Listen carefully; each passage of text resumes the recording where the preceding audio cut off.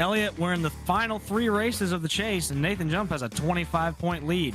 Can anyone catch him? Yeah, it's not looking like it. We know Zach Henry's going to be quick, but Jump starting on pole here, that's just another bonus point to put in his hat. He'll be able to probably lead 1 or 2 laps at the beginning here with teammate Chris Heller right next to him. So, it's just an uphill battle for Zach, and we know Zach's good here, but he hasn't won yet at this track, and it looks like tonight Nathan Jump's calling his shot that he's going to be able to try to, I was going to say do it again, but he hasn't won yet either, but beat Zach and potentially lengthen that points lead into the final 2 races.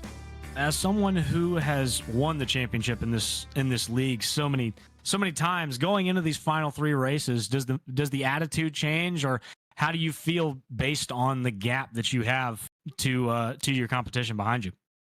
I mean, once you've got that 25-point lead, nothing really changes. You just keep doing what you know works, and that 25-point gap honestly just gives you enough confidence to go out there and put more pressure on and make Zach really have to drive for it, because if you wreck here tonight, there's a high chance you come out of here losing all 25 of those points and going into the next race second, but it's still just in Zach's head that, like, you already had that 25-point lead and you're arguably faster. Granted, Zach's had a lot of unfortunate happenings throughout these races in the chase, so I wouldn't really count him out, but it's still in his head that Jump's got that points gap over him, and there's not much he can do about it at this point.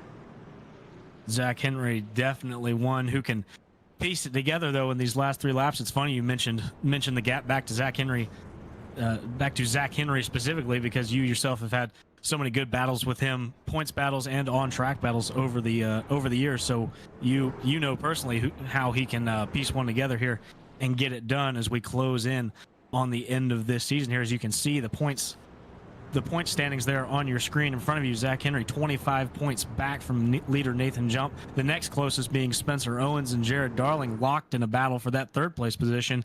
Elliott, do they even have a remote shot, or they're pretty much in the same boat as Zach, just hoping for even more? Yeah, I think at this point, a lot of these guys are hoping that Jump can, you don't want to hope any ill will against a competitor, but their biggest chance in is obviously if Jump gets wrecked tonight or has some type of issue and ends up back in about 15th or 20th, because that's the easiest way to just gain points. Otherwise, Jump has shown that he's fast pretty much anywhere we go, so I wouldn't count on him just painfully running off pace. The only time they ran off pace all season was when he had, I believe he had an issue with his arm or his leg or something. One race had like either a fracture or something and wasn't really all there, and still ran top 10 pretty much all night. So even when he's having an off day, he's still having a pretty strong day. So it's going to take a lot to get around that 25 truck. Nathan Jump definitely had the pace all season, going for, most notably, stating that he's going trophy hunting rather than the championship hunting. Very interesting takes from him, but it's been working out for him so far. He might come away with all 3 of them here. I believe the record for most wins in a single season is on the line here with this one. So we will be looking to see how he progresses through the evening, starting in that pole position. Let's take you through the field as fast as we can here, as the field has received the 1 to go. It's a 25-11 lockout here on the front row. Nathan Jump and Chris Heller starting 1 and 2. Behind them, Trent Curtis. It's good to see Trent back here. He will start in the 3rd position. Always a good short track racer, Trent is. It'll be interesting to see how he takes on the 25-11 boys, who have really just put him in a sandwich here with he's got Zach Henry to his outside here. But we're getting ready to go green here. Pace truck is down. Jump has seen the green flag. He's away with a shot, and he's going to leave the 11 if Chris Heller in the dust here as they fire off into 1. He didn't leave Trent Curtis, though. Trent's right there behind him going down into turn 1, and Trent's kind of the outlier. We know Heller's pretty good here. We know Zach Henry's good here. We know Jump's good everywhere. What can Trent Curtis do right there? And how about old Austin Moore starting up in 5th? Haven't talked about him too much this season. Kind of a partial schedule this year. Really good starting spot tonight with Ashton Lawson his outside as they come off turn 4. Austin Moore definitely looking to show up and show out from the season that he's had. Great to see him back up competing for a top 5 again, like the days of old. But meanwhile, Nathan Jump has taken the lead, and now it's going to be a 25-11 1, 2, 3 here as Zach Henry has cleared the 51 of Trent Curtis, and they will sail off into turn 3 and leave the rest to battle for that 4th spot. It's Trent Curtis, Ashton Lawson, and Austin Moore there side by side coming out of 4, heading off into 1. Yeah, it doesn't look like the inside's where you want to be. I don't think you really get the arc off or into the corner, and you don't really get to drive off the corner running that inside lane. You can see Austin Moore struggling as Shane Nicelonger tries to set up a pass to the outside. But we've seen Trent Curtis really work tires. I believe it was back at Gateway when he was racing Jackson Sims and those guys, and he was really good at saving some tires throughout the run. So we'll have to see how he does here. He's obviously dropped back to fourth from that third starting spot with Zach Henry getting in front of him, but don't worry, he might be able to save those tires and make it work for him later in the run. Talking about saving tires with there's two distinct lanes here in 1 and 2 at Richmond. You can run the inside lane. It's the shortest way around the track, but that outside lane you can really roll around and get the momentum down the back. Elliot, how is that going to hurt the tires, and is that the preferred way as we get later on into the run? Yeah, I think you're just going to basically arc into the corner, especially into 1, and get a nice straight run off of 2 and get through the corner as smoothly as possible. There's kind of a hill, if you want to call it, coming off of turn 2 where it goes from that banking to an evened out track, and it feels pretty wonky as you drive over it, and it could unsettle the truck. You saw Trent Curtis maybe run on the top in 3 and 4, kind of like arcing it, or I'd say he was almost diamonding it. We'll see if he does it again here. He kind of enters low, goes up, and then comes back down. It looks like Ashton's just going to run the middle lane while Trent runs the bottom. There's a lot of different things you can kind of do to make the truck work for you, and we're going to see some guys probably try a few things tonight, but 9 times out of 10, you're just going to see them go right to the bottom, stick to the bottom, and try to get the best run through the corner. The top will start working in 3 and 4, but only really for passing. Everyone else is basically going to run the bottom. Multiple lanes in play here at Richmond here. And Elliot, what are the trouble spots that we're going to see all night long? I know personally turn 1 has always been a trouble spot for me specifically. I seem to have the most problems there going into 1 and out of 4 specifically. Are there any other spots on the racetrack that we can look specifically for some action and some trouble to happen? Yeah, I mean, I'd be worried about what everybody's got their brake bias set to and how hard they're going to enter the corner later on in the run. I think entry's a little skatey with these trucks, especially on cold tires. It'll try to make the rear end slide out on you. But really off 2 and off 4, the truck is unsettled off 2, and the rear tires do not hook up off of turn 4. That's just how it's always been, pretty much with any car here, with any truck, any vehicle. So turn 4, you're going to watch guys potentially slide and lose a lot of momentum down the front straight, which could allow someone to get to their outside or potentially give them a move going into turn 1. But otherwise, turn 2 is going to be a spot where guys will either get tight or loose depending on how they drive through 1 and 2. The truck will really shift, and as it comes up off of the banking and onto the straightaway, it could either go straight in the outside wall, or it could go really hard left towards that inside wall and give them a little bit of a jump. So definitely watch for corner exit. But like I said, I mean, every way around here, especially when they're driving into the corner really hard, corner entry could also bite you at the end of the day. So pretty much any point of the track here, just the middle of the corner is probably your safest bet. Boy, speaking of driving it on down in the corner, Michael Senji just drove right underneath the 38 of Alex Fetter. That was for the 16th, 15th position rather. That whole group, you've been seeing it on your screen the last 5 laps, they have just been dogging it back here in the back of the pack while the front half of the field has really single filed out. Yeah, Sensi did not get a good starting position. Obviously, teammate Austin Moore started all the way up in 5th. Sensi was pretty fast in practice, about 12th, mid-pack, but started all the way back in 19th after a frustrating qualifying effort. As we see Ashton Lawson working on Trent Curtis through turn 2. You can see Trent running that top lane, and it's kind of working for him. Sometimes you can build momentum and make it work out there, and he's just going to make it work into 3 and 4. We'll see how well he can continue that progress up top. But Ashton Lawson's been on a bit of a march and now trying to knock down 4th place and look after Zach Henry for 3rd. Ashton Lawson wants that 4th position, and he's got his eyes set on it, and he is underneath the 51 of Trent Curtis. Is he going to be able to complete the pass this time? He will slide right up in front of the 51 truck, move Ashton Lawson to the 4th place position, and he will now set his sights on the 12 truck of Zach Henry, going to try and go bust up that 2511 Trust. Yeah, I think Trent may have kind of given that to him. Looked like he may have lifted off 2 or just got unsettled and just kind of let him have that spot. But right now, Ashton Lawson on the move. Trent Curtis going backwards. Shane Nicelonger actually makes pass on Austin Moore back there. Austin Moore, another one that's kind of going backwards at the start of this run, potentially saving tire, trying to see how this goes. The one thing I will say is, on average, we've had 12 cautions here. Last race, we had 12 cautions alone, so I'd expect this to not go green as heavily as it is, but you got to wonder, we're 16 laps in, fuel windows anywhere from 55 to 65 laps. So with long runs potentially looming, you've really got to watch out for those tires, and we'll just have to see. Ashton Lawson's obviously been really good about saving tires if he can get up there and break up these top 3. Definitely one to watch in the tire saving camp, as well as the 12 of Zach Henry sitting there in 3rd, and the 44 of Matt Durr, your resident tire savers there, all in the top 10.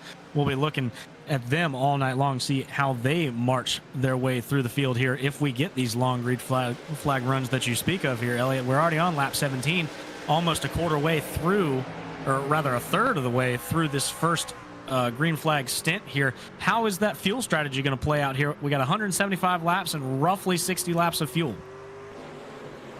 So they're going to either split it basically 2 stops, segments into thirds. Your best bet, if you want to split it evenly, is lap 59 to about 118, which will get you to the end. But, you know, we see a lot of guys short pit in this league or run long.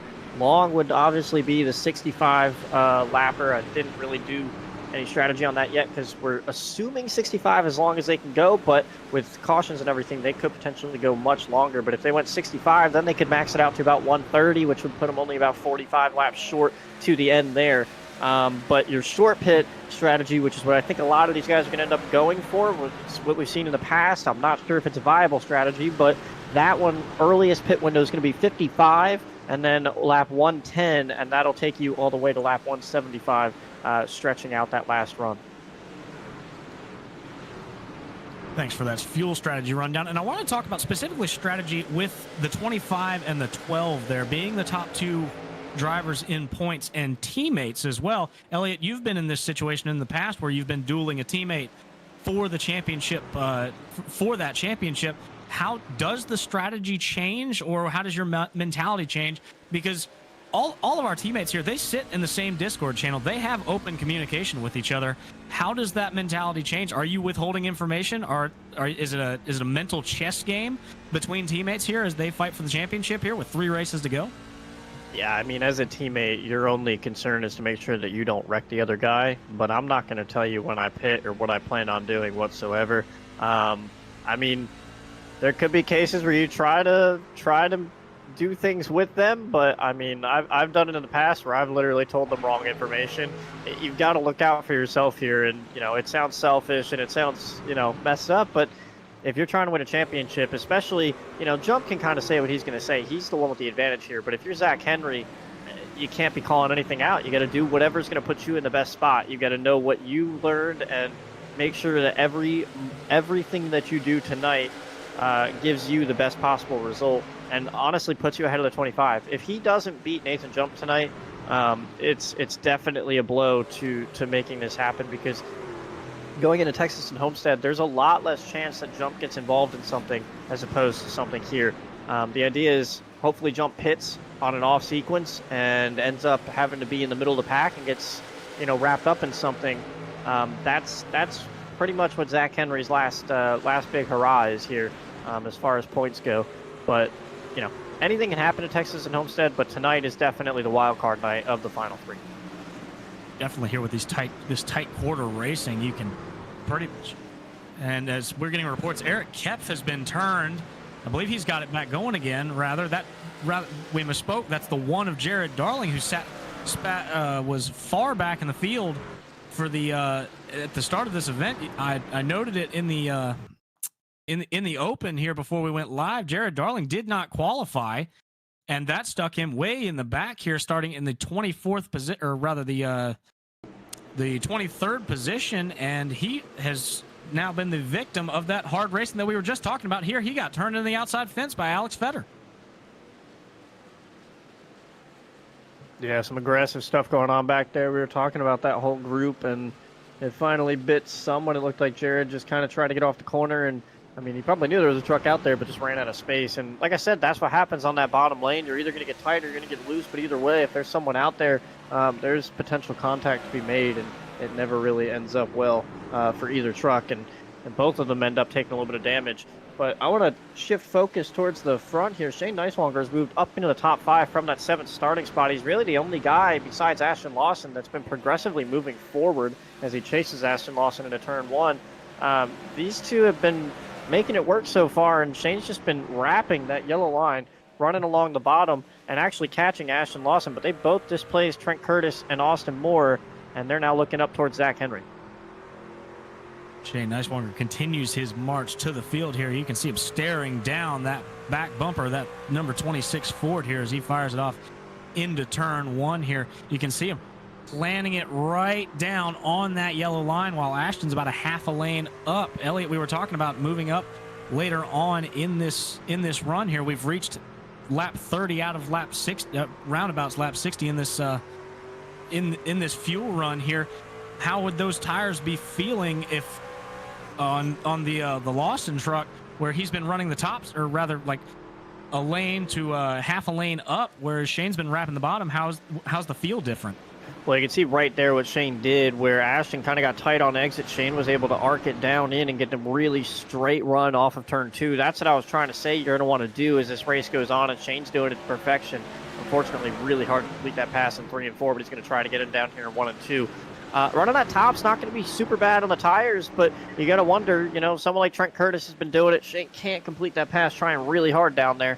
But Trent Curtis has been running that top, and, he's been sticking right with these guys. But I don't know if here it's that big of a deal with tires. It's definitely not going to benefit you if you're stuck up there for lap after lap. But if you want to go up there and run it a couple times or complete a pass up there, it's not really going to affect you. But overall, you're going to want to run the bottom. You don't want to get stuck on the top lap after lap after lap. Well, maybe the tires not playing so much of a factor in this, but being side by side in a tight racetrack like this, you saw Lawson and Neiswanger side by side, and just for that little bit, those 2 corners, it has brought the 51 of Trent Curtis right back to them. They had built up a little gap in between them as Shane's looking to the inside of Lawson again here. So this is about to be a 3-truck battle for that 4th position here as they go down the back. Yeah, this is definitely another one of those tracks where you're going to want to displace the guy as soon as possible and get moving on, because the more that you get held up, pretty much anywhere you go, if you're side by side with someone, you're losing time. But the more you get held up, the worse it's going to be. As you see Shane trying to work to the outside now because he knows that inside's so hard. Or he just did a back off, and he's going to try to, he was going to try to back off, I guess, mid-corner and arc down and get that run off, but couldn't really do it. Ashton's really been doing a good job of kind of running defensive, but just running quick enough to stay ahead of Shane. But otherwise, these two are now starting to lose a little bit of touch with Zach Henry, unfortunately. Yeah, at what point, Elliot, do you just, if Shane's having such a hard time getting by the 26 here, at what point do you just surrender and say, all right, we're just losing too much time to the guy in front of us, and now Shane's come under fire from the 51 of Trent Curtis behind him here? At what point do you say it's not worth it and just ride behind here? But as we see, Shane is not taking that approach as he looks again to the inside of Ashton Lawson. Well, the problem is if you drop back off someone and then catch right back up to them, it means that you're genuinely faster and you need to get around them, or else you just feel like you're not doing yourself any favors. The problem is he's going to need to get to him and actually be a little bit aggressive with either a bump into the corner or something to get him washed up. But I don't think there's really a chance, especially with Shane Neiswanger, that you're going to not continue to battle this situation and get this position. Definitely one of our more scrappy drivers here, and it's what makes him so fun to watch here, is he's still looking to the inside of that 26 truck. He wants that position here as we're getting into the waning laps of this fuel run here. He knows it's go time. He can see the 12 of Zach Henry slipping further into the distance, but Ashton Lawson's not having any of it. Pinches him down off of exit. Ashton Lawson still holds that position as they fire off into 1. And now he's got Trent Curtis who is inside, and he's going to work that out, and he's actually going to let Trent go here and just cycle himself back to about 6th spot again and try to see what Trent Curtis can do. As Trent actually slides it down in there really hard and runs the wall over in 3 and 4. See if he can potentially get a run to get enough momentum into turn 1. And he is going to get a big enough run, but not really enough to warrant getting under Ashton Lawson there into turn 1. We are going to step away for a quick break. And when we come back, hopefully we'll be showing you pit stops.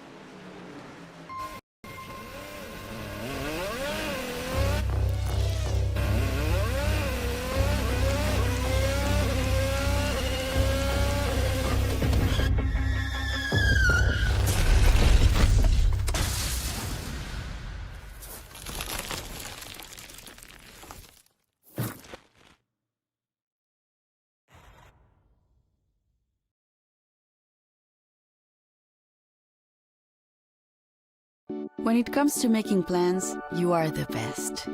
The same way you plan each detail for those moments, start planning to protect you and your loved ones from a natural disaster. Protecting your family is the best plan you can make.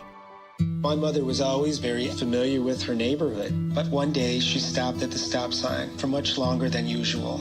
And she didn't know whether she should go forward or turn, and she wasn't even really sure where she was at. It was very unsettling for her. I felt so much better after my son told me, "Mom, I don't want you to worry or be afraid. I'll be there for you, and we'll figure it out." Hi, I'm Smokey Bear, and I made an assistant to help you prevent wildfires. Dude, I've got this. I've been camping since I was 5 years old. But I am a camping influencer. You know what? I'll bet you $5. Okay. Assistant Smokey, what is the best way to put out a campfire? To put out a campfire, drown with water, stir, drown again. Then make sure the fire is out cold by feeling with the back of your hand. Wait, really?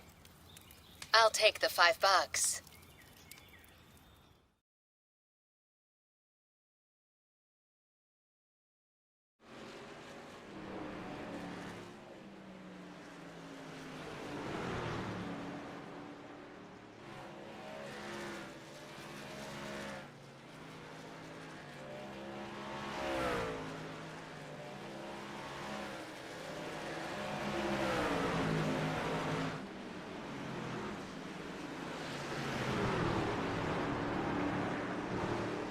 Welcome back to the Richmond Raceway here for the 5th race of the GLTS chase for the championship here.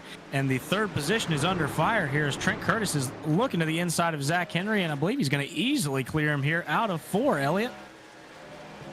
I believe so. It looks that way. And now we've got Trent Curtis to break up the top 3, and that's interesting that Zach couldn't really hang on. I really thought Zach would be the guy as this long run went on to preserve tire as well, but I mentioned Trent Curtis. I said, don't be surprised if he comes back up here, and he certainly did that. He doesn't really have the speed to match Jump right now, but he's at least matching Heller's lap times, and obviously has driven around Zach Henry and driven away from Shane and Ashton Lawson. So watch out for Trent Curtis as this race goes on. We've also had Eric Kep hit pit road. Not sure if that's scheduled. It's a little early to be scheduled, but he has hit pit road quite early here. Yeah, last time by, Trent Curtis was actually a tenth faster than Heller and Jump here. This time by, rather, the time has evened back out here as Jump retains that, or takes back, rather, the top running position in lap time here. But Trent Curtis showing speed early on here, as now Jackson Sims, we've getting reports, has pitted as well from roundabouts the 7th position in this one. So tires and fuel strategy already coming into effect. Elliot, how does this affect the strategy going forward? Well, that's about 5 or 6 laps earlier than I would have assumed they would pit. It's not to say they can't make it, but they're going to have to stretch these last 2 runs pretty much as long as they can to make this work, to pit this early. So I'm kind of just flabbergasted. I wasn't really ready for that type of strategy. I really thought, the earliest these guys would try to pit is like 53 or 54, and then just stretch the next 2 stints out. But it looks like their Spectrum guys really like to play a different strategy, and it looks like they're doing that right now by pitting this early. Eric kept leading that Spectrum camp there. Always one to. We've noticed that he's been prone to throw those off-strategy calls here and try and make something work, and he's got to with as far back in the points as he is. So you can't necessarily blame him for trying to get off strategy, just trying everything he can to claw his way back into this one. Although I'm not even sure he's mathematically still got a shot in this, but we respect him for going for it still, and that's why we love Mr. Bank here as he comes back out here on fresher tires and starts to pace around the field here. A couple more have started to trickle in. You've got the 4 of Rod Fosnaugh, the 38 of Alex Fetter is now leaving his stall after receiving service. So we're going to start to see more and more guys trickling onto pit road, and then I believe you're going to see about a huge wave of them here when we hit lap 60 here in another 6 laps or so. Yeah, another little interesting point. Learned he voted up in the outside wall a little bit there, but he keeps it going. He had just pitted 2. I'm not sure if he's potentially having an issue as well, or if he's just trying to stay out of everyone's way. But Austin Moore's fallen well off. He went from starting up in 5th, he's all the way down to 11th, so a really frustrating run for him tonight. But right there with teammate Michael Sensi and Gavin Fitzgerald just ahead of him. But unfortunate run for him as we've got Austin Moore potentially pitting with Michael Sensi here on lap 55. Well, you saw it on your screen there, guys. A couple of GLTS rookies in this one, Blair Kneebone and Cody McCorkle, making his debut here tonight. He got into Blair there, sent him up into the wall here. But like you said, Elliot, we've got pit stops, and it is led by the E95 camp. Yeah, I'm kind of interested. Maybe this is all determined by Sensi because of his pace, but Austin obviously with a different angle started all the way up in 5th and has dropped back. Meanwhile, Sensi started way back and drove up. So interested to see how this works out for them. If I was Sensi with that pace, I would have just kept going, but maybe he feels he used his tires up a lot and didn't want to keep going out on that hard. But Austin Moore obviously feels that he is not able to continue with the tires that he has, and that's why he's dropped back as far as he did. And he's going to have to try to reset and try to make this work, make this run last all the way through. Tire strategy already coming into effect here. Is this track you definitely feel it, especially coming off of turns 2 and 4 here when you get back onto these straightaways here and trying to put your foot down. This back end tends to step out on you here, as Nick Caressel has been. I've been watching Caressel the entire time, and he's been struggling with that, trying to put the power down here. As you see, I believe that's the 5 of Brent Kingcott is now hit pit road. So more and more top guys starting to creep in here. Brent's pitting from the 15th position after starting 9th tonight, so not the night that he was looking to have after starting up in the top 10, dropping out into the top 15, but he will receive service. And Shane Neiswanger, the first one of your top guys, has hit pit road this time, pitting from the 6th position. So will this drag all of the top front runners down here? I've got to imagine someone like Shane pitting, but it's still bizarre to me because it's still early as far as splitting this up. Well, actually, I said 59, 118, so they're right on it. Jump is completed lap 60, now on lap 61. But I've also noticed that Jump's run on the outside as opposed to a lot of the other guys running the bottom in 1 and 2 as Jump hits pit road here. But he started running outside in 1 and 2, and I actually just saw Heller running the outside in 3 and 4. So these guys definitely searching for some extra grip that they're not getting as this run goes on. My only fear with these guys pitting this early or earlier than anyone else, especially with the gaps that they had and the lead that they had, for someone like Jump and Trent Curtis and Shane Neiswanger, is, like you said, these things are very, very loose on corner exit. There's a high chance that someone comes off of pit road and spins out and potentially puts them all in a really awkward spot being a lap down or something. So we'll have to keep an eye on that, but as long as these cycle through, I think everybody's kind of doing the same thing here. That is a good point. When these tires get worn down later in the run, I mentioned they'll be loose off of the corners, but coming off of pit road while they're still cold and warming up to temp, they're really easy to spin off of 2 and 4. So definitely something to watch here as Nathan Jump has received his service, and in front of him teammate Zach Henry hits pit road this time. So I believe that accounts for all of the 2511 boys, as the lead will cycle back around to Nathan Jump here when we get out of this pit cycle here. You can see him coming out of turn 2 this time. I wouldn't be so quick to say that. I believe Sims has the advantage here. Remember, him and Kev pitted way early, and I think they're both going to come out with a nice hefty margin over Nathan Jump. Maybe not Eric. I think Eric was a little bit too far back to be that lucky over that. Well, I say that. I believe Eric's right behind Jump, but Sims has definitely come out ahead of everybody else here so far, it looks like.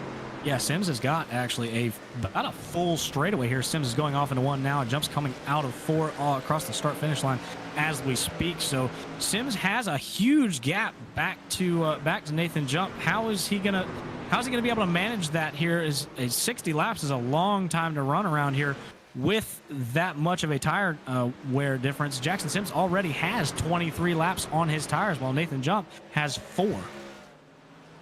Yeah, I guess the real question is some of these guys actually run really long. That's Gavin Fitzgerald, Nicholas Caressel. That's not going to benefit them in a very significant way, but it'll give them more tire for the next run here. But I like Sims' strategy. I just don't know if it's going to pan out with how early he pit. I feel like the guys like Sensi and Austin Moore pitting when they did, as McConville actually disconnects from the server. Not quite sure of the reasoning behind that. He may have hit the pit wall or something. We'll have to go back and look at that. That is one of our playoff guys, but actual playoff winner as well. But I don't know, man. With how early Sims pit, it might not work out the way that he's planning it to. We just need to know what the shelf life is on these tires. It could be 20 laps, it could be 30 laps. If that's the case, he's already hitting, a part of that plateau with these tires. So it'll just depend how this run goes. But Jump is already 5 seconds behind him and closing fast here as he is already, like you said, a half a straightaway now. He has chopped that gap down all the way. And Mike McConville, by the way, was coming off of pit road and then pulled back down and disconnected. So either some untimely news for him, or he or a penalty happened, and that just ended his night, and it just proved too much to bear here.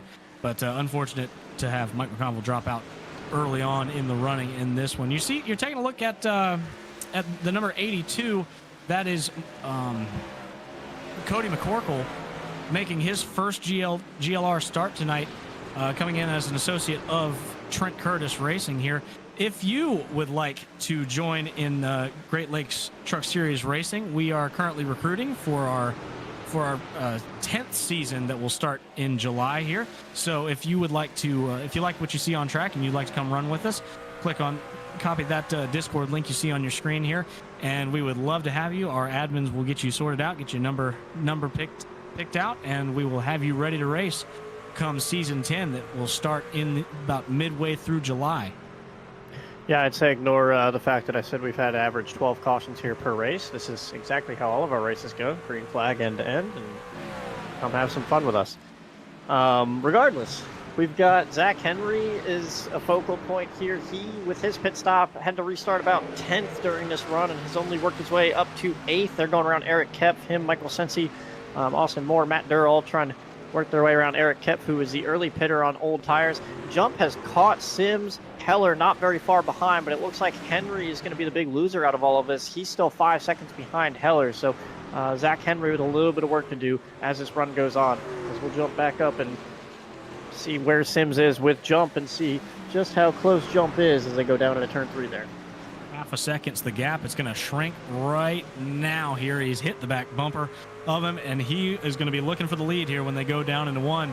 Nathan Jump with the speed all season, and he's flexing his muscles again. Looks to the inside of Sims, and it's almost inevitable here as he gets down to the inside, and he's going to clear him going off into 3 here. So move Nathan Jump back to the point here in Richmond.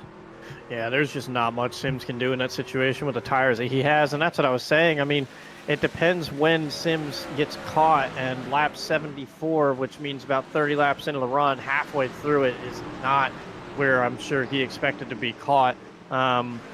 Sims wasn't exactly, biting at Jump's heels. No one really was at the beginning of that run, though, so it's not a loss for Sims. He started 10th. He was running probably, I'd say, about 5th or 6th when he pitted, so we'll just have to see how his net gain works out.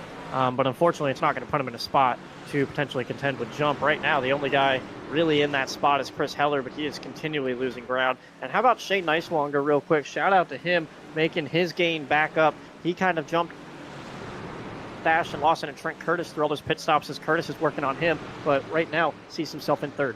Yeah, Shane Nicewanger, sorry, I got Nathan Jump on the brain. He's just been everywhere, it seems.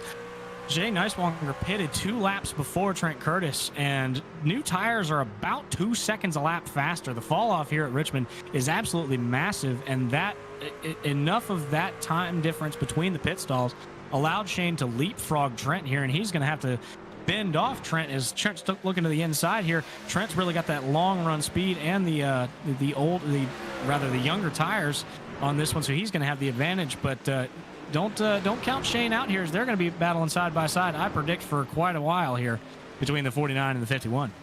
Yeah, I think Shane can see the 11, and he knows he has the pace to go get him, and all these guys know that the 6 of Sims is hurting, and they all have a shot at him. That's why I accidentally called Shane in 3rd. He's currently in 4th, trying to keep 4th and potentially go get Sims for 3rd after Sims gets moved by Heller, who is closing in on him in a hurry. But right now, Shane holding off Trent Curtis and making his march back towards the front. as Zach Henry is still trying to catch Ashton Lawson, but hasn't made up a ton of ground.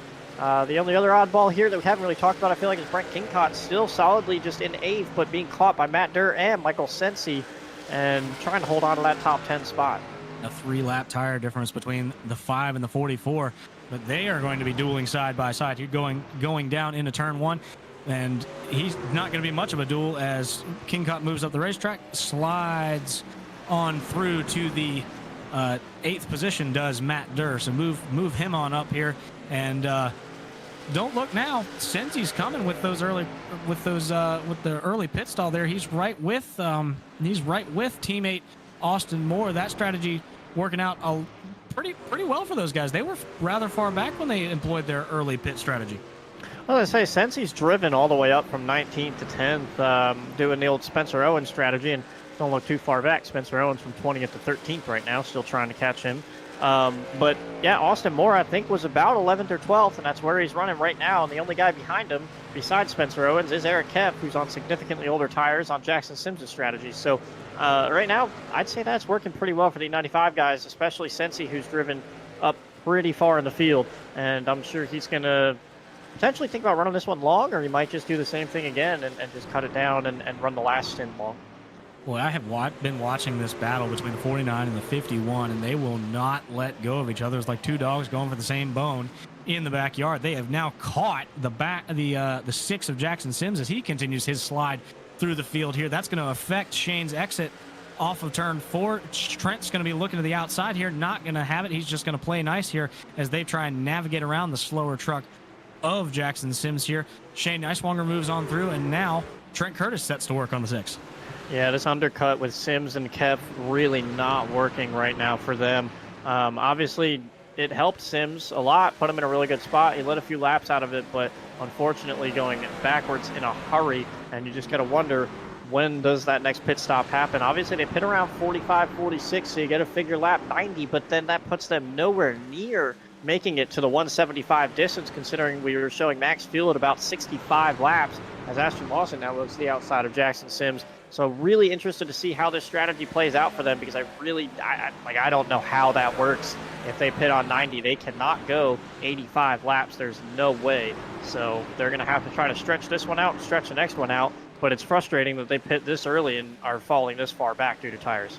I mean, you can't blame them for going for the early pit there with a 2-second a lap difference of new tires versus old. There's a lot of speed left on the table there, so you can't really blame them for going for it. It's just you're really seeing the effects of that right now as both Sims and Eric Kemp continue to plummet through this field here. Eric has now fallen back to the 13th position, and Sims back to 6th here. The next one on the docket is Zach Henry, who will be looming large here as he's stuck behind a couple of lap cars as Sims hits pit road now. So there's your question, Elliot, or there's the answer to your question, rather, Elliot. This has been a 44-lap run for Jackson Sims as he hits pit road this time. Yeah, they must be trying a 3-stop strategy. Unfortunately, I don't really think it's going to end up working, because they're still going to have to make an extra pit stop, and everyone else is on a 2-stop strategy. So, I'm sorry, I think I said 4-stop. They're on a 3-stop strategy, 4 different stints. Everyone else on a 2-stopper. So, as they start pitting, we'll take a break. We'll cut back in before the next pit stop start, and we'll take you through the next run here.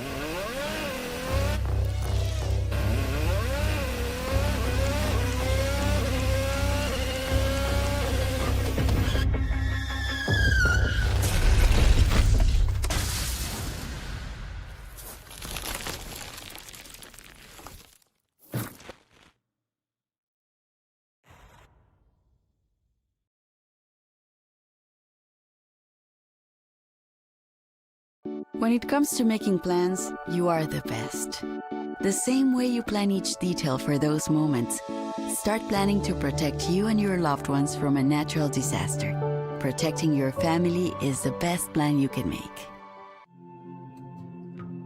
When I was growing up, my mom was extremely tidy.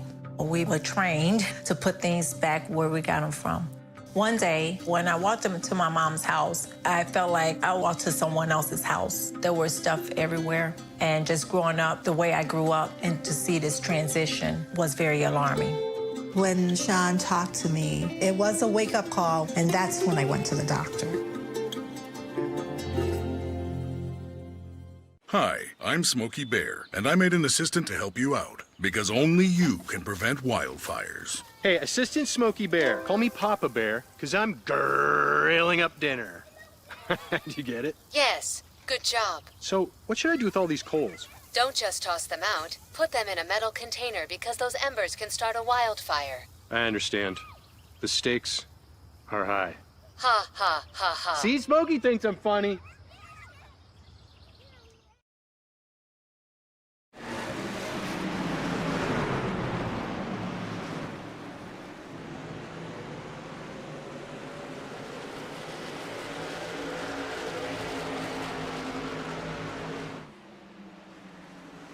Welcome back to the Richmond Raceway here in the Great Lakes Truck Series, where the fight is on for third place there. Right before we came back from break, it was 3 cars underneath a blanket there between the 49 of Shane Neiswanger, the 26 of Ashton Lawson, and the 51 of Trent Curtis there.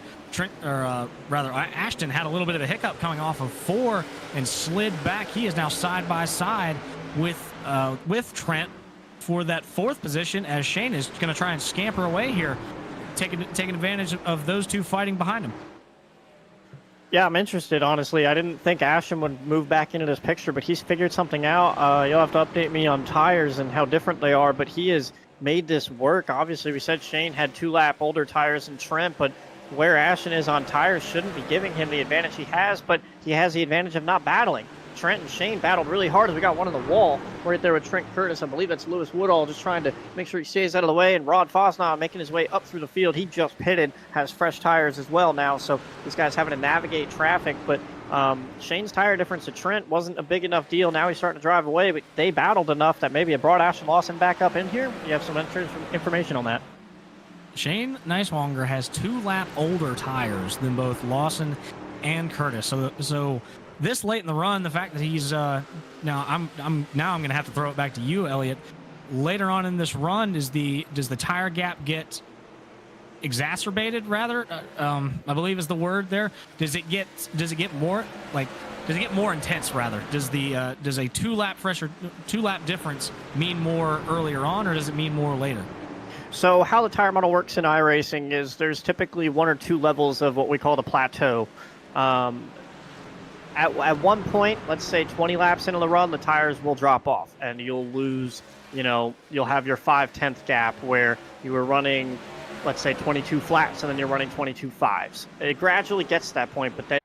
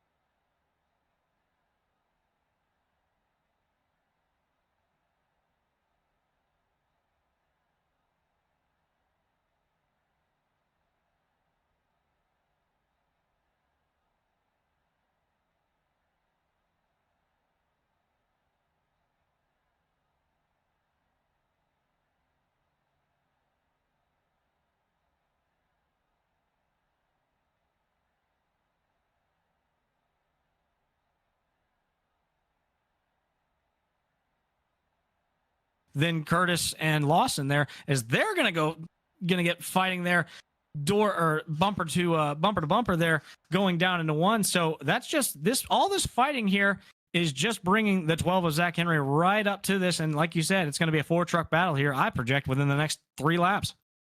Unfortunately for Zach, it's not really going to do him any benefits. He's still running all the way back in third, and these guys are 8.5 seconds off of Jump. The interesting thing, I believe, is Heller's been catching Jump. He's only 3.3 seconds back and getting there, so we'll have to keep an eye on that. But right now, this battle between Shane Neiswanger, Ashton Lawson, Trent Curtis, and Zach Henry is definitely the most exciting thing on track.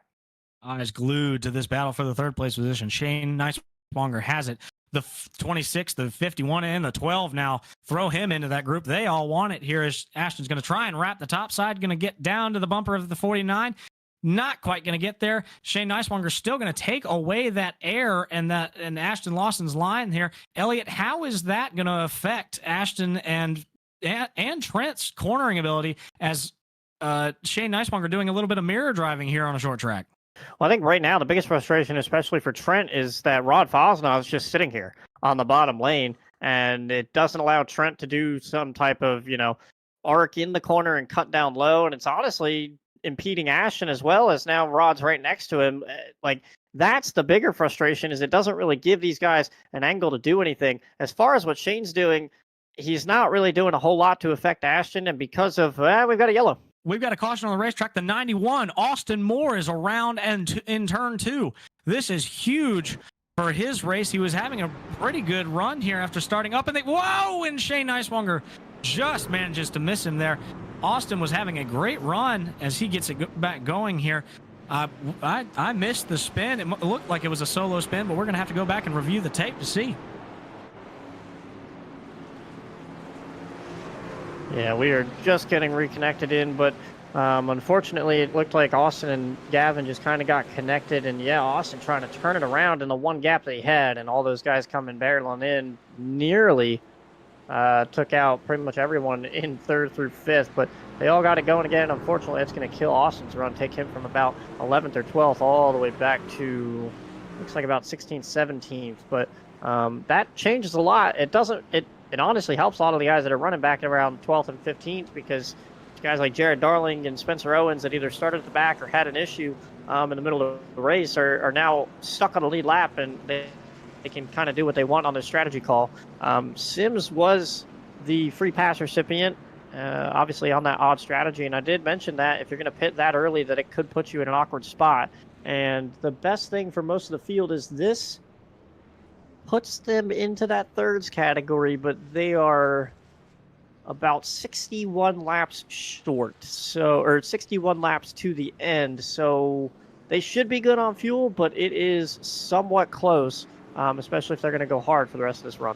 And you got to know that they are. This is going to re-rack them, restack them, and a hungry Shane Neiswanger has been gifted that 3rd place starting position. He's going to have drawn a bead on the 25 and the 11 here. Shane Neiswanger hasn't had the season that he was hoping for. He's way down in the standings. Can he manage to trump Jump and Heller's speed here as everybody gets re-racked and restacked here with the roundabouts 58 to go?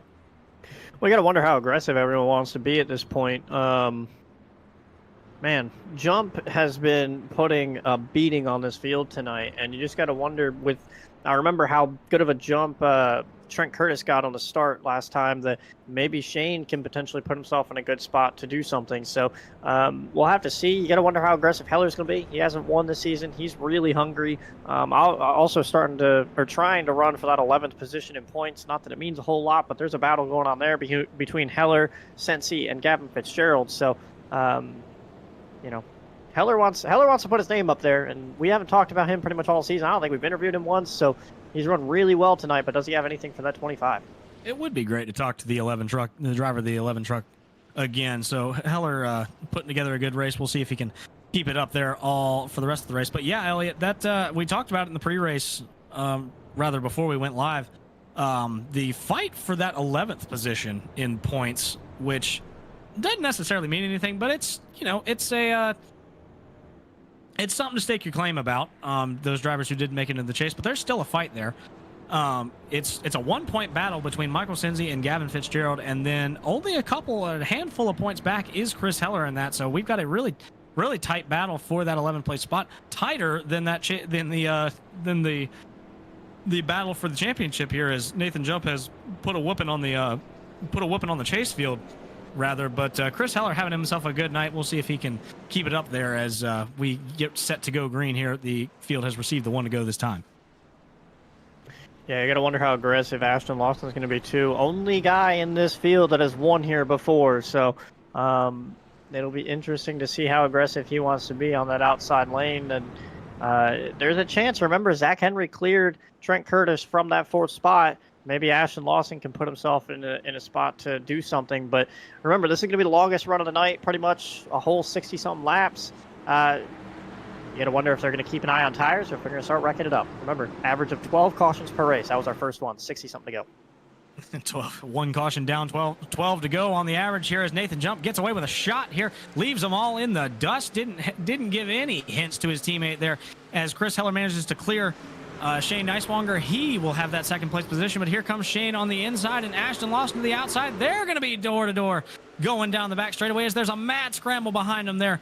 Everybody filing down into turns 3 and 4. Coming up off of the banking now, it's Nathan Jump showing the way with teammate Chris Heller hot on his heels. Yeah, King Kong got in the corner real hard into one and went way high. I don't know if he wanted to or not, but put Cincy 3 wide in the middle, and somehow they all made it through, and now they're all double file back there for about 4th on back, but making do with it. Sorry, that's for 5th on back with Trent Curtis and Matt Durr.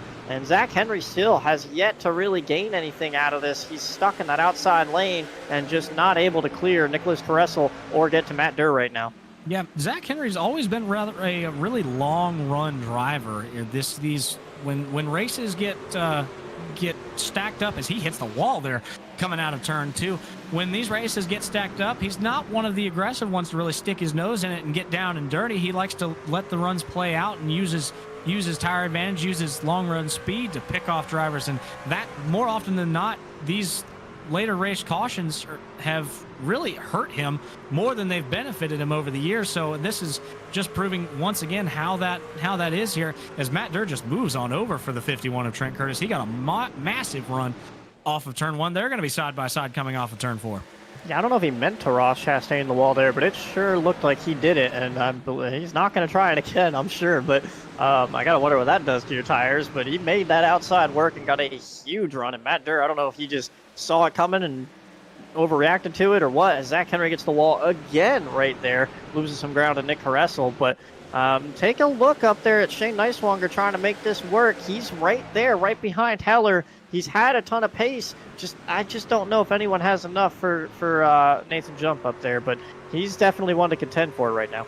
Yeah, the key is to not let that 25 scamper away as he's already started to open up a 5-car length gap on his 2511 teammate in Chris Heller there. So Shane Neiswanger really trying to get up to the back bumper of that 11 truck and take the fight to these guys who have just had a death grip on this field all night long. But fields, the top 6 rather, have all single filed out. Then you going back to the 45 of Nick Caressel, who's having himself a good night, with still battling side by side with Zach Henry, who's still stuck on the outside. Yeah, Zach's not really giving this one up either. I think he knows how important this track position is, and he's still right on that outside of Nick Caressel. Just got to wonder if maybe those wall contacts are doing anything to that truck, as he's now going to give way to the 45 and file back there, and I believe that's the 8th spot. Just an unfortunate night for Zach. I really thought, you mentioned his long run pace, and this turned into a long run race, that he would be able to make that work to his advantage. And unfortunately for him, it just hasn't worked out, whether it was a pit stop, maybe something went wrong. But he has been suffering tonight and just can't seem to find himself up in the top 3 like he was much earlier on in this race.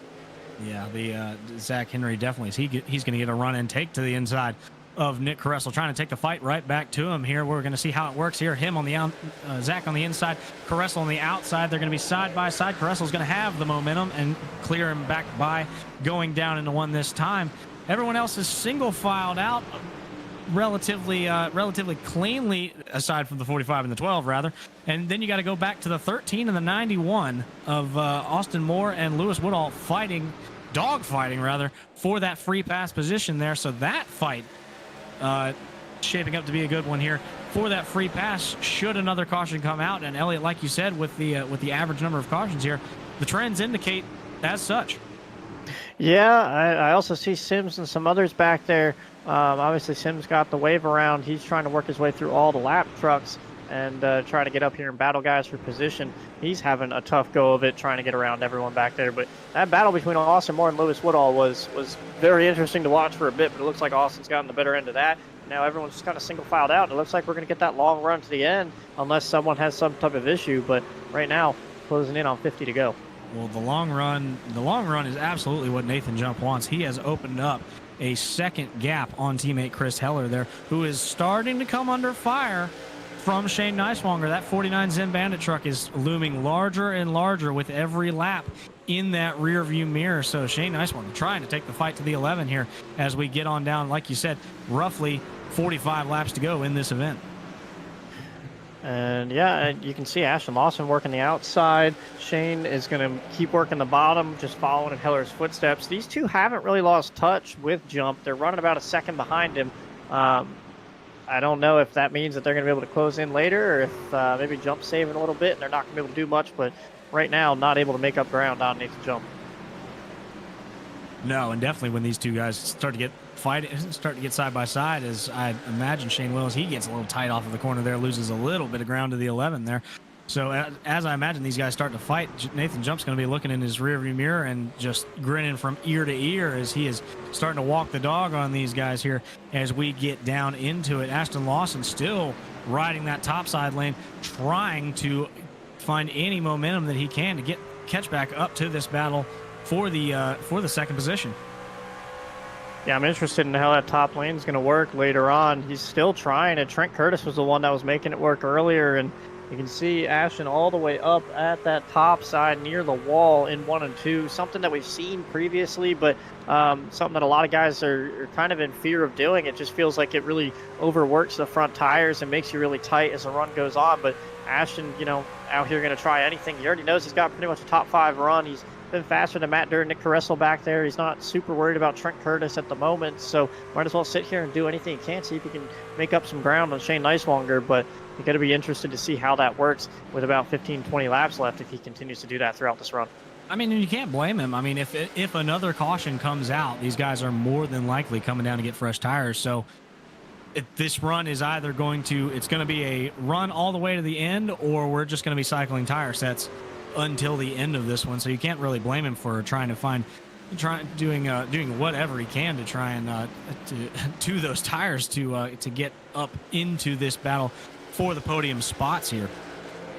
Yep, as they hit lap traffic here, James Shiflett pulling over. I believe they've got another one up in front of Nathan Jump. That's Rod Fosnaugh, and then Blair Kneebone is all the way in 3 and 4 right now. They may or may not catch him in the next 15 or so laps, but right now, Ashton Lawson's probably the only one that's really trying anything. Trent Curtis now going to the top side, but I'm noticing Nick Caressel starting to close in on Matt Durr, while Zach Henry sitting there having to watch that battle from the spot right behind them, still sitting 8th.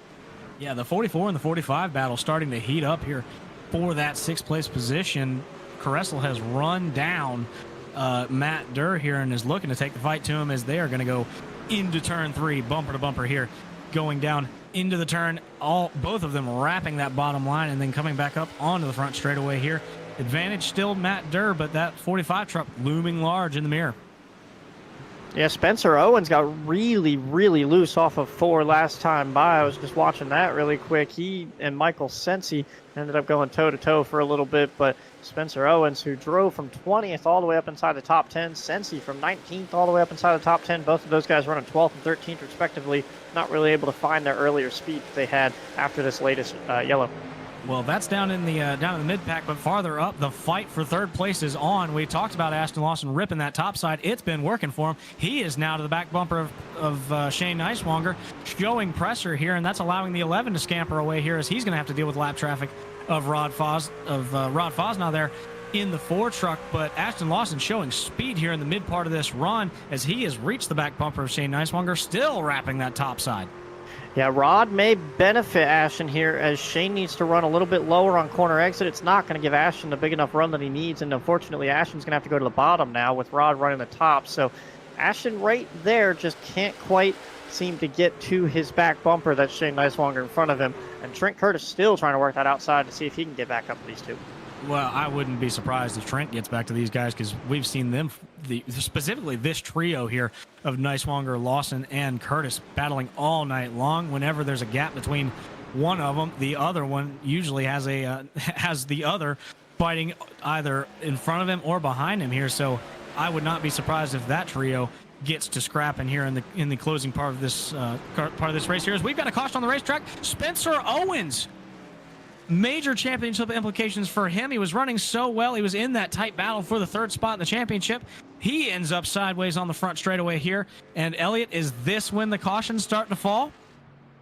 You got to wonder. I was just mentioning he was really loose off of 4, struggling to get power down. Really quick, Austin Moore is going to get your free pass after that battle with Lewis Woodall. But yeah, you never know at this point. We've got about 30 laps to go. They're all going to probably come and get tires. They're all going to be on cold tires. They're all going to be driving as hard as they've been all night. So you got to wonder if maybe this is where we start seeing caution after caution. But honestly, that only benefits guys like, Jump and Heller and Neiswanger because they're up there in the top 5. They're not going to deal with any of this pressure, ideally. The guy that I'd be worried about is someone like Zach Henry, who's running 8th. These guys right in front of you, 5th, 6th, 7th. Curtis Durr, Caress will go into the corner a little harder, make a little bit of contact, wreck right in front of you. You don't have anywhere to go. Might put you in a pretty bad spot. So definitely keep an eye on Zach Henry, but this definitely boosts the guys that are running about 10th to 15th. We talked about Michael Sensi and Spencer Owens and Jared Darling not really having a great run. Now they get a second chance at this. Yeah, more often than not, those restart cautions come from the mid part of this pack, about fifth place to 15th. That tends to be where all the action happens. Those top 5 guys can really run away and get out of harm's way. But it looks like Ashton Lawson's going to beat the 49 off of pit road, and actually Chris Heller has won the race off of pit road over top of teammate Nathan Jump. So for the first time tonight, someone else is going to be leading this field to the green. That's not that 25 truck. Elliott, how does that change the scope of this? Well, you got to wonder what Heller does now. He's team owner and he's teammate to Jump. Do you help your teammate out, or are you here for the win? If I'm Heller, I don't care about points. I don't care what Jump's doing. I don't care what Zach Henry's doing. I'm here to win this race. It's the first lap he's led all night, and it's the first time that he's been in this position. He's been running second bridesmaid all evening to Nathan Jump. He had the pace over that last run. He was running dead equal lap times, as were Ashton and Shane. So you got to wonder if Jump was just leaving something on the table there, just holding a nice 1-second lead, or if Chris Heller actually does have the pace. Either way, we're going to get to see what Heller does, and we're going to get to see what Jump has to try to get back to where he was. But for Zach Henry, this doesn't change a whole lot. He does gain a couple spots out of it. He's going to line up 7th here on the bottom, which is somewhat of a benefit, I think, going into turn 1. But yeah, I'd imagine if I'm Heller, you're just going to drive. You're going to drive, and you're going to go for this win. We talked about it earlier. He's hungry. He hasn't done anything this season that he's proud of because he didn't even make the chase. So he's quite frustrated with himself this season, and this is his chance to go out and win at a track that he's very, very competent at. If there's one driver that I want to put a carrot in front of a stick a carrot on a stick right out in front of, it's going to be that 11 truck of Chris Heller. He's going to be so entertaining to watch as he's going to be doing battle side by side with his teammate Nathan Jump when they get the green flag here. And the 2 guys behind him, Ashton Lawson and Shane Neiswanger, they're 2 hungry guys as well. This is going to be a top 4 that is absolutely going to brawl here in the closing laps in Richmond. This is going to be a good one.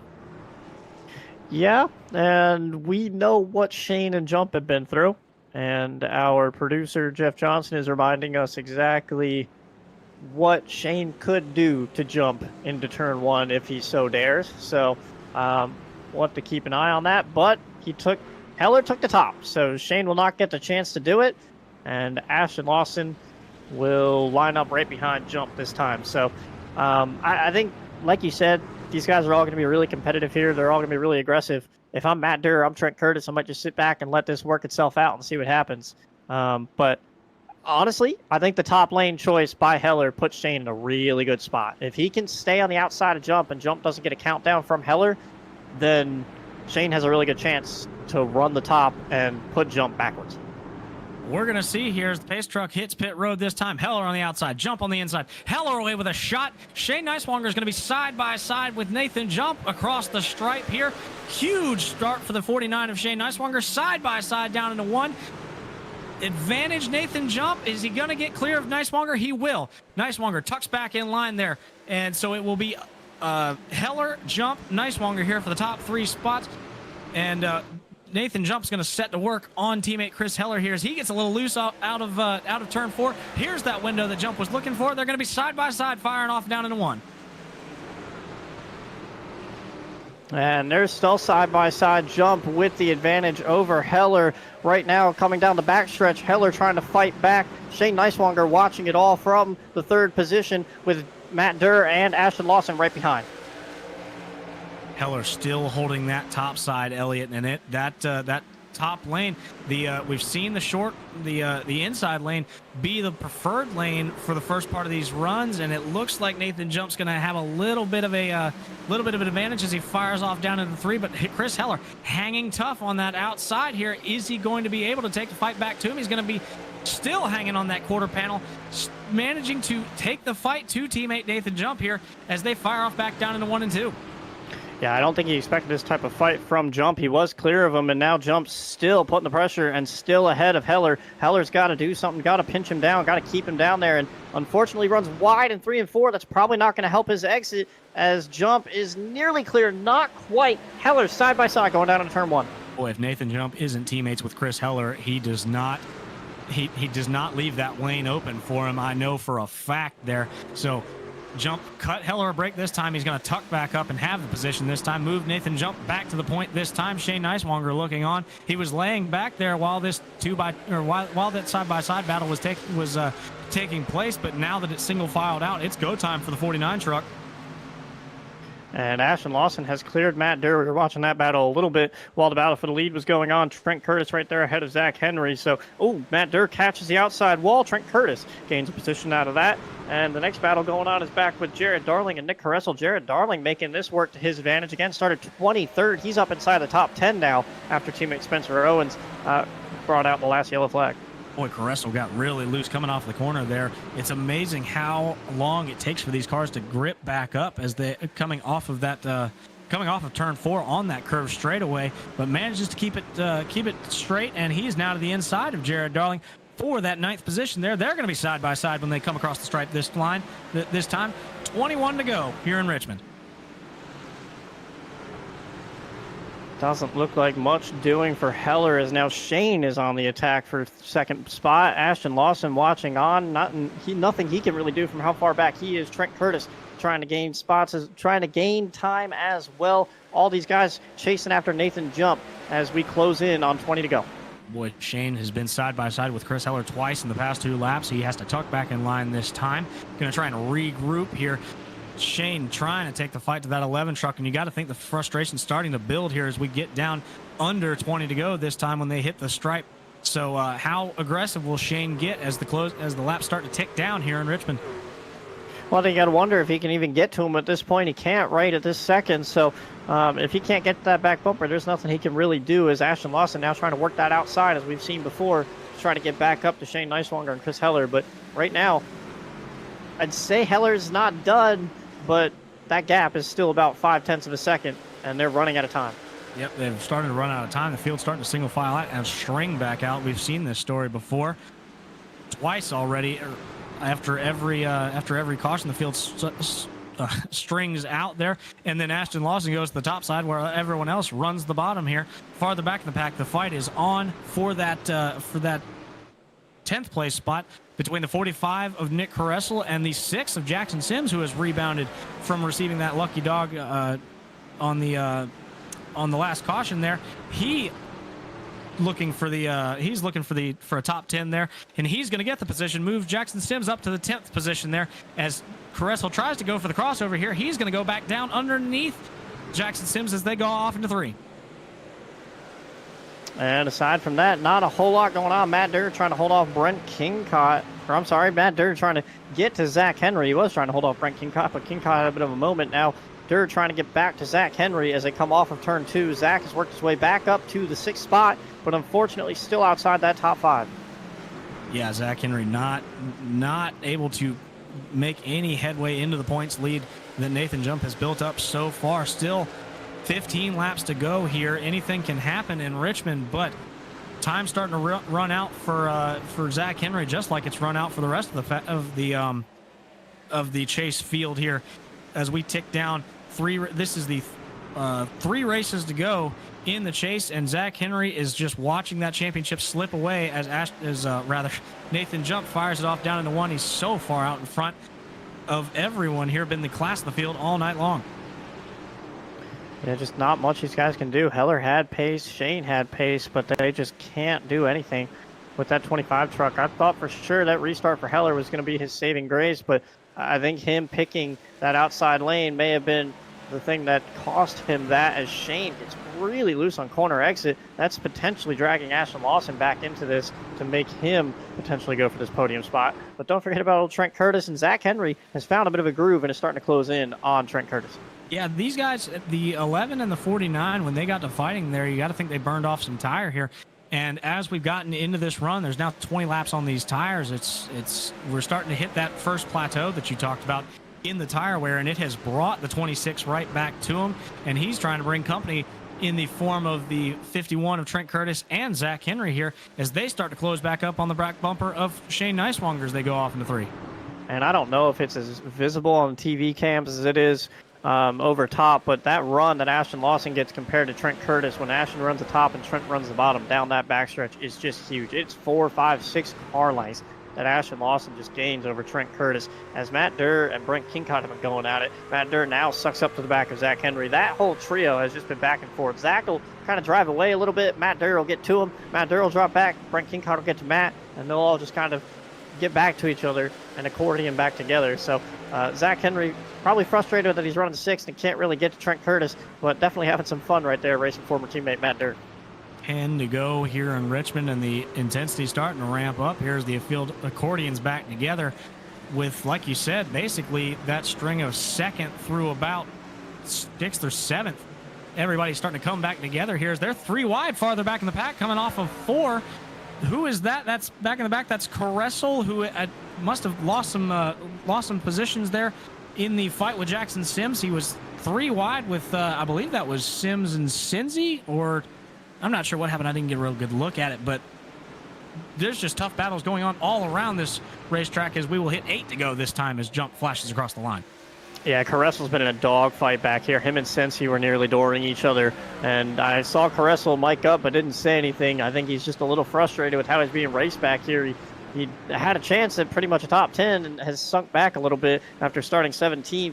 Really solid run for him tonight, but right now not going his way as Sims has driven around him, and Cincy was door to door with him, but now he's trying to work his way back around Sims. That's all for the 10th spot back there. And those guys still side by side. Meanwhile, back up towards the front, Ashton Lawson has been pulling a Kyle Larson and running the wall as high as he can, and it has brought him up to Shane Neiswanger. Is he going to be able to complete the pass here? Time's running out. We're going to be at 6 to go when Jump flashes across the line this time, but it has brought to him and brought Lawson up to Neiswanger here. He's going to have a good look at him coming down to the 1 this time. Not going to be close enough to make a move, but running that top side as Shane Neiswanger starts to move up to the top now. Running that top side really working out in the closing laps for Ashton Lawson. Yeah, just deja vu of what Shane was dealing with earlier, having Ashton breathe down his neck with Trent Curtis right there. Zach Henry also in that picture. Those 4 guys have been all over each other, as now they're going to catch James Shiflett and have to dispatch him very quickly. That's going to mess Ashton up. He's not going to be able to run his top lane here, but he is going to be able to still look on the outside of Shane Neiswanger, just kind of fill the mirror, but Shane having to do a little bit of mirror driving to stay ahead of Ashton Lawson here. Yeah, and if there's one thing you don't want to be doing at a place like Richmond, it's going to be mirror driving here. Such a technical track here. You're always trying to hit, if you're running that bottom line, you're really trying to hit that bottom lane, that bottom yellow line there, as once again, this trio, Neiswanger, Lawson, and Trent Curtis, have found each other in the closing laps of this event. Ashton Lawson coming under fire from the 51 now. They're going to be 3, 4, and 5 heading off into 3. Ashton Lawson looks low, not going to get there this time. Advantage still Shane Neiswanger. 3 to go this time. Yeah, Ashton drove into the bottom really hard that time. Interesting call, because Shane didn't look like he was going to run the top, but he ended up running about middle of the track, as now Zach Henry is ripping the wall back behind them to see if he can do anything to get to Trent Curtis. Ashton Lawson, big run down the backstretch, gets to him, gets to his outside. Going to have the lap truck in front of him, though. I believe that looks like Aiden DuPont that they're going to have to work around. And Ashton, again, is going to get kind of worked over by these lap trucks as he looks to the outside of Shane Neiswanger. 2 to go this time. Boy, a younger Ashton Lawson would have definitely sent it in there. He had the opportunity, thought better of it. He's going to wind it back up for one more time around here as Nathan Jump is going to round turn 3 and turn 4, and he's going to come to see the white flag being waved here in Richmond here. But all eyes are on this battle for the 3rd and 4th and 5th spots as Trent Curtis is now to the inside of Ashton Lawson, tucks back in line, thinks better of it. Those guys 3, 4, 5, now 6 with Zach Henry, but up front, Nathan Jump, being the class of the field all night long, dives it down into turn 3 and 4 for the final time. Nathan Jump here in Richmond, Virginia, is going to break the GLTS single season record for most wins in a single season. Nathan Jump captures the checkered flag here in Richmond. 7th win on the season for Jump. Teammate Christopher Heller finally gets himself a solid night. He'll wind up 2nd. Shane Neiswanger in 3rd. Wins that battle out with Ashton Lawson and Trent Curtis right behind him. Zach Henry's going to fill that 6th position. I really wanted to keep looking at that battle for 3rd there, as those guys looked like they were about to just start getting out of the trucks and start fist fighting. Those guys were going at it there, but Nathan Jump, once again, the class of the field all night long, definitely your championship favorite. Now, if there was ever any doubt from the drop of the green flag back in Indy, he notches another one on his belt and will almost surely wrap up the championship here in Richmond as he burns it down here on the front straightaway. Just an insane effort from him tonight. Obviously, Heller, I'm sure, is wishing that he could have had another crack at it, but he gave it all he could, and Jump just came out on top every single time. Over the run, was able to open up a 1-second lead pretty much every single time, even after that battle with Heller over the last 30 or 40 laps there. But, you also got to hand it to guys like Shane Neiswanger, Nicholas Caressel, Jared Darling. These guys all drove up. Obviously, Shane only went from 7th to 3rd, but really impressive to stick up there with those guys and drive up through there and end up on the podium. And then Nick Caressel and Jared Darling throw Michael Sensi into that mix too, all from 17th on back to right around that top 10, 9th, 10th, and 11th respectively. Caressel actually made out ahead of Jackson Sims and Michael Sensi right at the end there. So really solid run by that 45 truck too. Yeah, the top 10 starters, rather, all but one of them finished in the top 10 there. That being Austin Moore, slid down to a 14th place finish. But then after that, 9th place for Nick Caressel, a 10th for Jared Darling, and 11th for Michael Sensi after starting back in the 19th position. Solid runs for those guys to come back up through the field here. We're going to start to get you some interviews here as we start to wind it down, and Nathan Jump's still burning it down out there and on the front stretch. I don't quite blame him. That's a pretty big win, number 7 on the season. So I think he's going to celebrate that one for a little bit.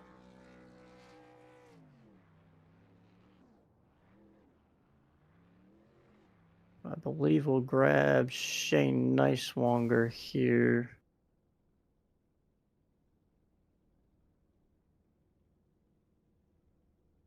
Everybody's in the waiting room, and they're going to get set to go here. Shane Neiswanger, your 3rd place finisher here. A solid run for him. Shane, it's Brittle and the boys up in the booth. Got a copy? No, I do. What's going on? Well, it was awesome to watch you all night long, man. Take us through those last few laps there. We saw the battle. All eyes were glued to that battle between you, Ashton Lawson, and Trent Curtis. You guys were fighting all night long, tooth and nail. Take us through those final couple corners as they were looming large in your mirror. How did you manage to hold them off there coming to the checkered? Well, I was just trying to take away Ashton's line. He did it really well that first run before I short pitted to get around all those guys. I thought me and Trent let each other go, and I got to Ashton, and I was quicker than him, and he sort of killed my run at the beginning. So I took notes from what he did, and then just wherever he wanted to go, I tried to put my truck there. And Richmond's a track where if you guys are sort of even on tires, you can hold each other off. But so yeah, it was mainly just trying to take his air away, take his line away, and then make him go somewhere where he wasn't comfortable. And that's what held him behind me.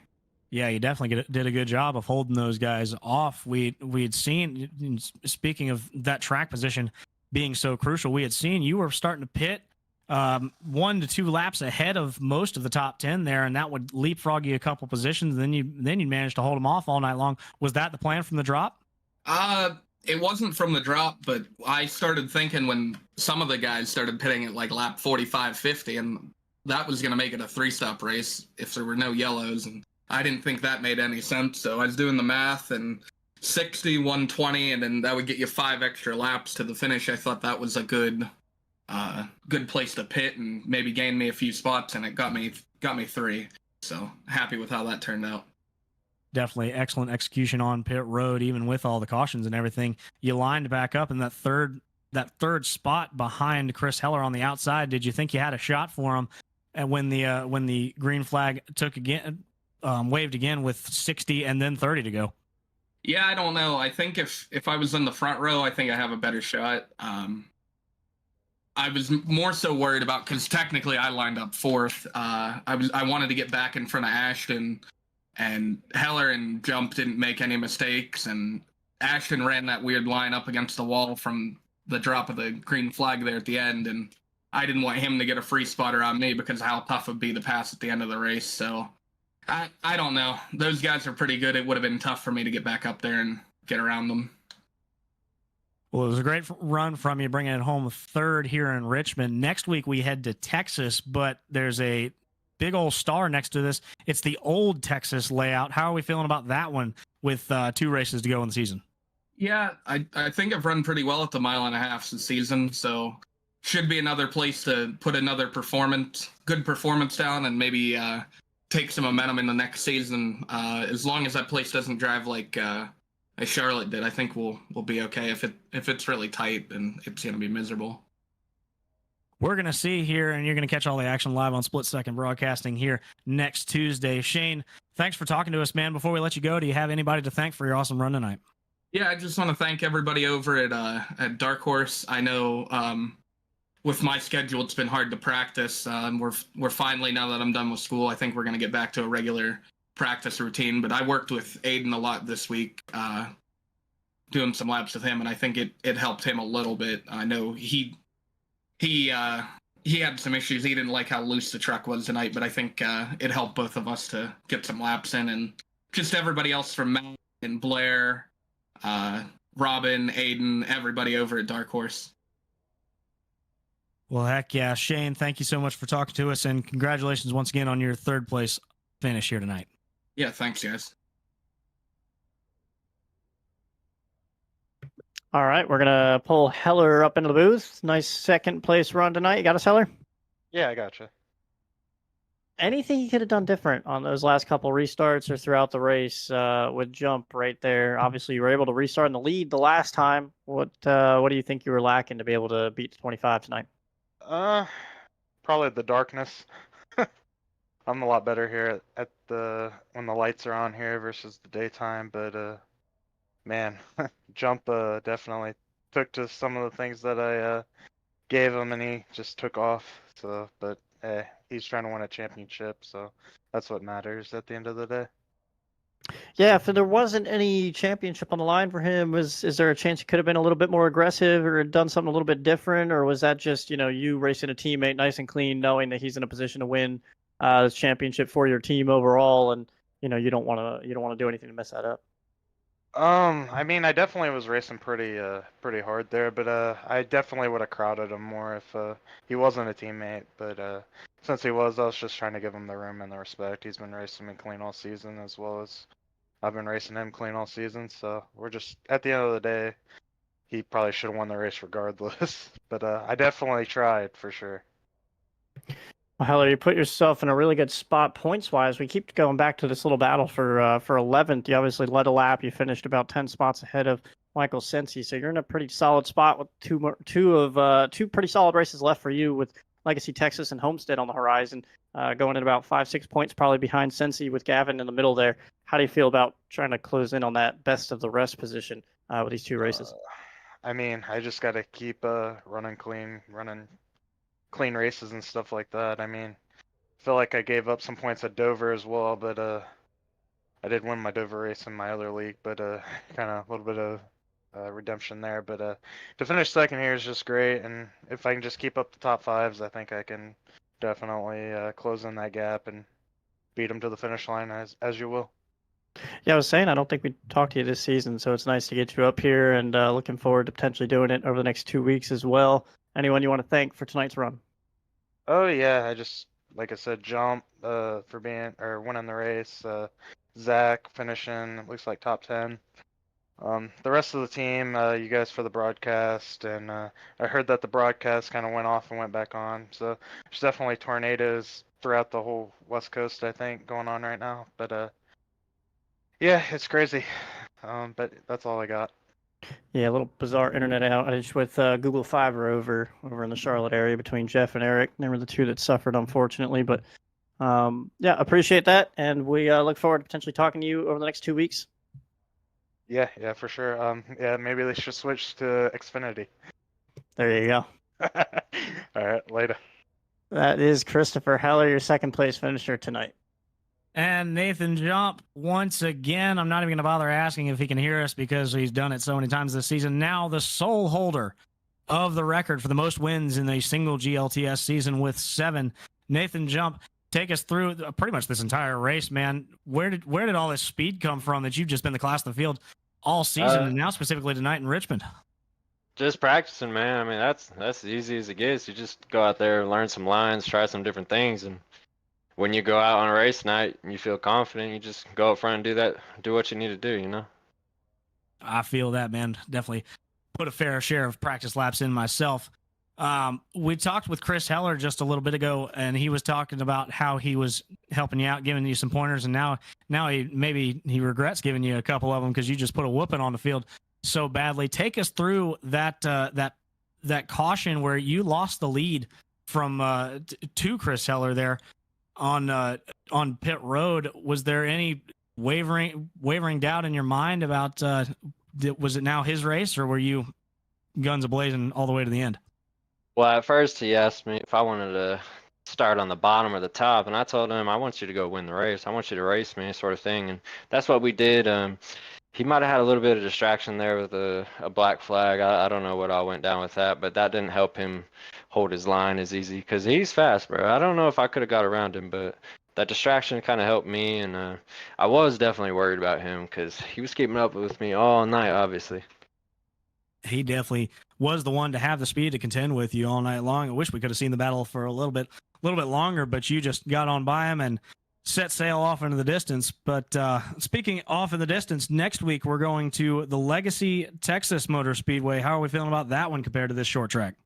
Oh, that'll be a fun one, man. I like that one. I know Zach's good there. Last time we raced, there was the All-Star race, and me and Zach were kind of throwing blocks on each other, but it was mainly him throwing blocks on me. But should be a fun time. Should be a good track.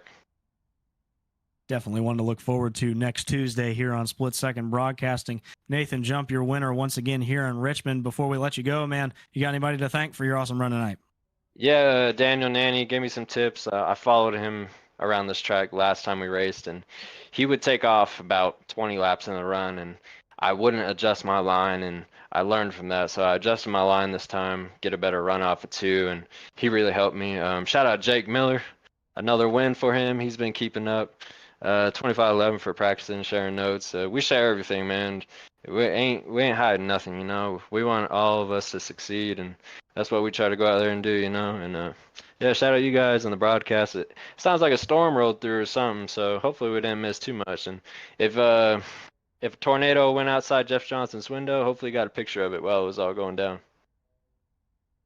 Well, I believe we did go out there for a little bit in the race, but I'm pretty sure you were so far ahead that we didn't hardly miss anything. So didn't miss a thing, huh? But we appreciate you talking to us, Jump. Congratulations once again on your win and your record-setting win, that is. And thanks for talking to us, man. Yeah, appreciate the broadcast, guys. And that'll just about wrap up our interviews here in Richmond. Elliot, closing thoughts as we bear down on the finish of this season. Well, I feel like we kind of crowned a champion tonight. We'll have to see how Texas and Homestead go, but Zach Henry with that frustrating 6th place finish. With how it all started, I thought he'd be a contender up there, but with how the cautions fell, it put him back there in track position just means so much. It's so hard to pass that he couldn't really make back the ground that he had lost. So we'll have to see how it all unfolds over the next 2 weeks. But I think that that's a pretty safe bet. The other interesting point is obviously that battle for 11th between Heller, Sensi, and Fitzgerald is heating up. They're all very tight. Gavin and Michael finished just two places apart from each other. Heller obviously up there in second place with a lap lead will make a pretty big dent into that. He came in 18 points behind those two, but otherwise we'll have to see how everything shakes out with everyone else in the points. With obviously Mike McConville disconnecting, Eric Kepf having his issue, Spencer Owens getting having his issue with his spin late in the race and ending up 16th. That battle for probably fourth on back is going to be pretty tight as we'll run through these results and get ready to look forward to Texas next week. We've talked to your top three already. Nathan Jump brings it home an absolutely dominating performance here in Richmond, starting from the pole, leading the most laps and taking the checkered here. He is your winner here in Virginia. Chris Heller, teammate to Jump, brings it home second for a 25-11 lockout on the top two spots, with Shane Neiswanger. A awesome effort from him, bringing it home third. Ashton Lawson brings it home fourth. A solid night from him. Just missed out on that final podium spot there in the last couple laps. Trent Curtis as well. We saw him battling with those two in front of him all night long. Great effort from him in the Trent Curtis Racing Camp. Zach Henry, unfortunate night for him. You know, it's like you said, Elliot, it's pretty much all got to go perfect and then some for him to have a shot at this championship. He's now more than one race back from Nathan Jump in this championship fight, but he still scores a top 10 on the night, so to help pad his stats there. So depending on how you look at it, a heads or tails night for him. Matt Durr, another dark horse teammate to Shane Neiswanger, brings it home seventh. Brent Kingcott, I didn't really talk about him all night, but he snuck up in there for a top 10 there, finishing eighth. Nick Caressa, we saw him fighting with just about everybody in the field except for those top three all night long. Awesome night for him, bringing home ninth. And Jared Darling, after starting way back in the pack, he brings it home in the 10th spot. And coming home 11th after fighting up around the top 10, but starting towards the back, Michael Sensi.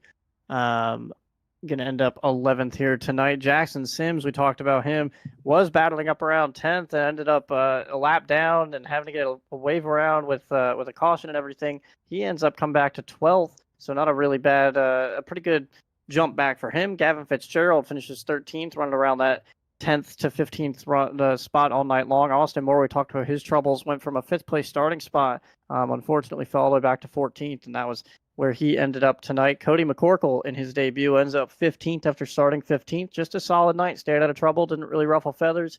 Just a really good night for him. Spencer Owens, we talked about his drive up to the top 10. Unfortunately, halted by his little self-spin off of turn 4 and ends up 16th. Lewis Woodall, 17th. Aiden DuPont, 18th. Robin Durr, 19th. Alex Feder rounds out your top 20. Coming home 21st is Blair Kneebone in the 64 truck here. I heard him talking before the race. He's not a big fan of this racetrack, and it certainly showed in this one. But it's great to have him out here in his debut season in the Great Lakes Truck Series. James Shiflett brings us home in the 22nd position. Eric Kepf got caught, like we mentioned, in those storms that impacted the internet there in Charlotte. He will bring it home 23rd. Rod Fosnaugh 24th, and Mike McConville, after disconnecting early on in this race, rounds out the top 25 in this one.